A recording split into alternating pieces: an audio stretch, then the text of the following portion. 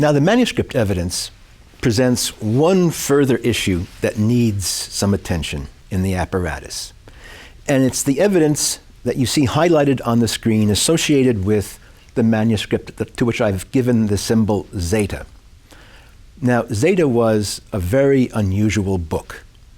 It was written sometime probably in the first quarter of the 12th century in southern England.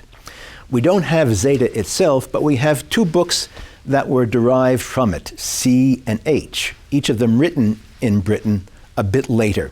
C in the third quarter of the 12th century, and H later on in the 13th century.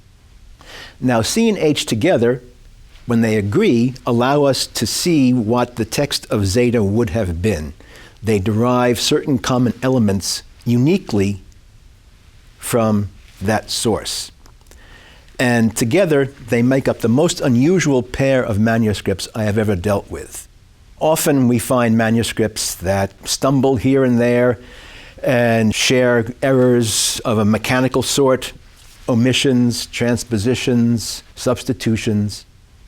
But C and H share an extraordinary number of singular, that is to say, unique readings found in no other manuscripts that are not mechanical stumbles or bumbles. They're clearly the result of a single person trying to make the text behave in a certain way. For example, it happens to be a feature of Latin word order that adverbs, quickly, blindly, hopefully, tend to precede the word that they modify. Except that Suetonius, contrary to customary Latin idiom, favors very strongly placing his adverbs after the words they modify. Zeta didn't like that at all, and so in scores and scores and hundreds of places, Zeta goes about producing what he took to be the appropriate word order. With the result that there are 2,000 places where C and H inherited one of these editorial changes that Zeta introduced into his text. And to put that number into context, there are about 70,000 words altogether in the text of the Lives of the Caesars. So that means about once every 35 words, Zeta injected himself into the text and made an alteration. If we eliminate those contributions that are merely arbitrary, that are intrusive, willful, and really stand no reasonable chance of being correct, we're left with still 1, 2, 3, 4 places highlighted on your screen where Zeta has a reading that is at least plausible, at least worthy of consideration. And so an editor has to take that seriously. So at this point, we have all the manuscript data collected in a fairly sleek form in the apparatus.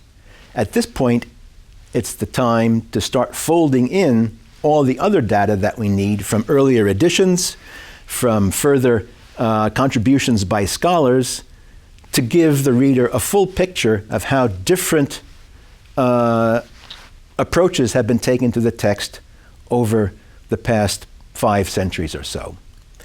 And here you can see in the highlighted elements, I've folded in further information from more recent manuscripts, a manuscript from my own university library, as a matter of fact, Princeton Library Kane Manuscript 44. Beautiful, beautiful book written in the year 1433, along with conjectures made by contemporary scholars. There at the end of the second line, you can see that a contemporary scholar from Italy named Marzullo conjectured the same reading that Zeta did back in the early 12th century. But all of these entries in blue include other information that a reader and an editor need to take into account in deciding what the text of Suetonius at that point ought to be.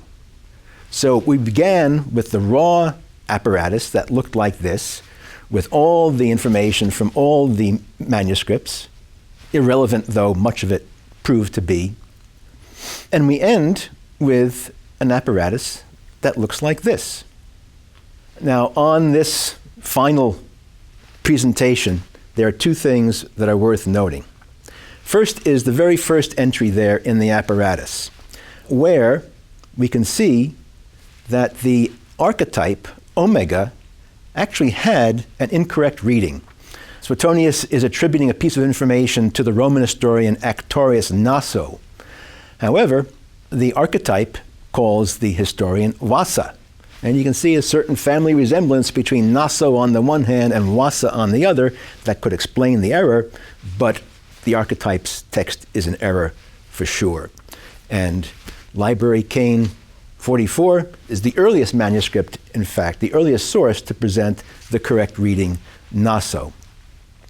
The other element that I want to draw your attention to is down in the next to last line of the apparatus, where we see AC, followed by zeta and Basil 1518, as opposed to AT, which is the reading of the archetype.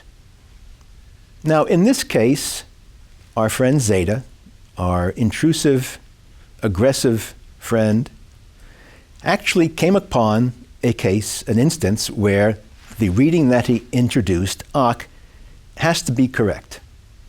And not only did he come to that conclusion, but Erasmus, the editor of the Basil edition of 1518, reached the same decision. How can I be so certain? Well, if you look at the text where the Ak is highlighted, Ac ne qui dubium omnino sit. Suetonius is saying, and so that this would not be in doubt for anyone, whereas the archetype's text had him saying, at ne qui dubium, but lest this be doubtful to anyone. Now it happens that Suetonius on other occasions says, ac ne qui dubium, etc., about a half dozen times. He never says, at ne qui dubium. And in fact, no other Roman ever said the same thing either. It is invariably in Latin, AC, ac ne qui dubium sit, and lest this be doubtful to anyone. And this is a conclusion to which two very sharp readers of Suetonius, Zeta and Erasmus, came to independently, and in this case, I would not bet against them. So we come to, at the end, an apparatus that I hope is neither too fat nor too thin, but just right. Thank you for listening.